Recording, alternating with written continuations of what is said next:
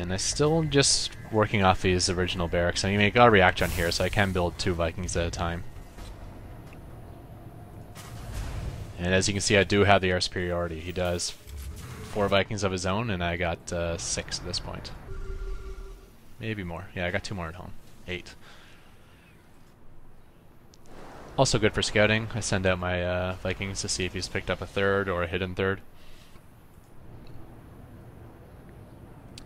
My original Marines I do send over to this Zelnaga. This is the one that's closest to his base, so I think this is the one I need to defend the most.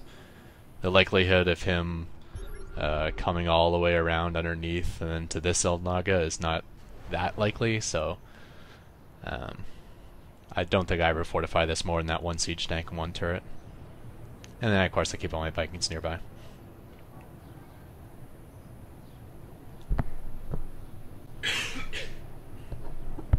Excuse me. So not a whole lot going on now. I can't really break his front either because he does have a siege tanks of his own. But I got pretty good map control having this Zelnagas. And in fact I can move right into the high yield expansion for my 3rd, which is what I'm going to do.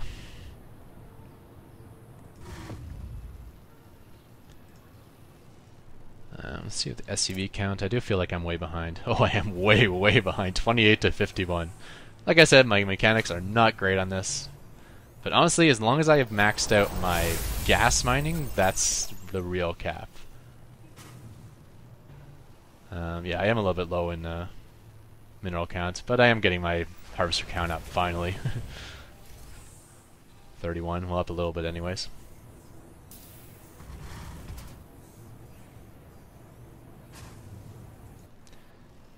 Yeah, he's already mined out his main. He's got really good saturation in his 2nd and his 3rd.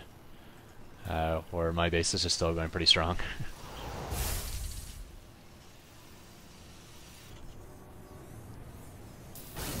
Getting the high mineral here will definitely help fix that advantage, especially since I haven't mined out my main base yet where he has. Did catch a glimpse of the Vikings from my Zelnaga, so I'm able to pick off one and injure the other. And since I think I have so many Vikings I should have them outbeat, I can actually kind of waste some of them on ground attacks, which is what I do. I keep a lot of them airborne in case his Vikings come in. I don't want to be stuck on the ground. And where that might have been a winnable fleet fight, I decided just to back up and keep my Viking count up somewhat. I think that was definitely effective. I took out 1 siege tank as well as harvesters, maybe 10 harvesters, because he is creating more right now.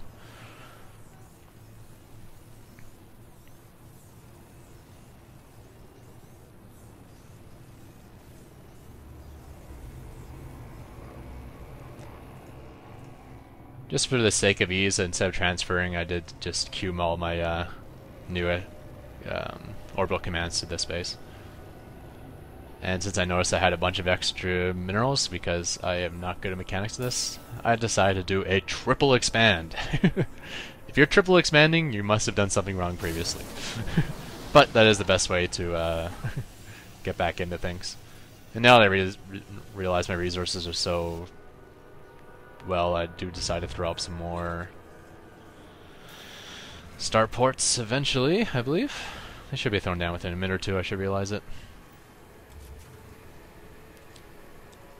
Throwing up some air turrets just to catch any drop ships that might come in that way. So I've basically sealed off my side of the map diagonally. Got some sensor towers for a little extra knowledge, although it doesn't give me that much more than the Zelnaga's already given me.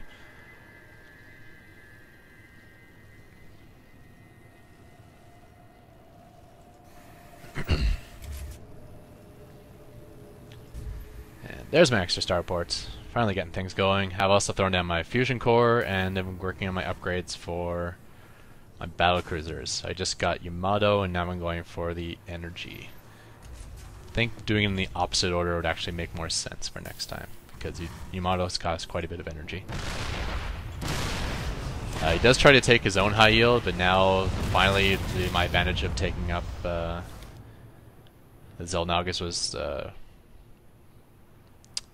is being shown here, And like this, like I said, so now I got closer to his base, so I did fortify it more. I got 3 tanks here, I got 1 on the line, and 1 near my base, and 2 tanks just out in the middle of nowhere for some odd reason.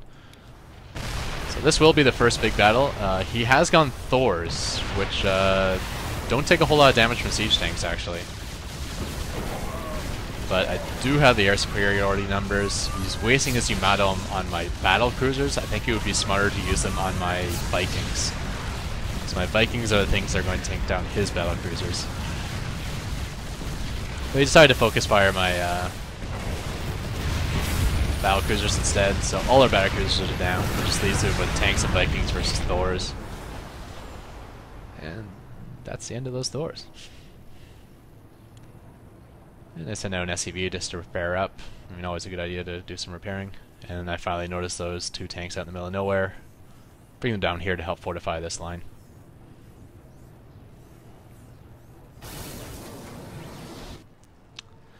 Thors do decently well versus Vikings. I mean, Vikings are low in hit points and they do clump up well, so the splash damage of Thors do well.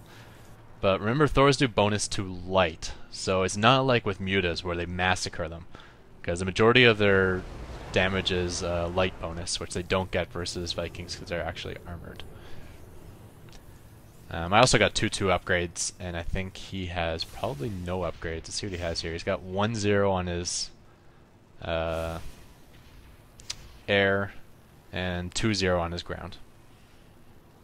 Yeah, see if his damage, half of it is light and the other half is regular.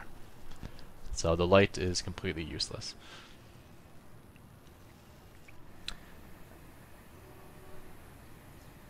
Now that I have got these expansions up again, gas is the key thing, especially since with 1, 2, 3, 4, 5 overload commands, I can mine with mules alone.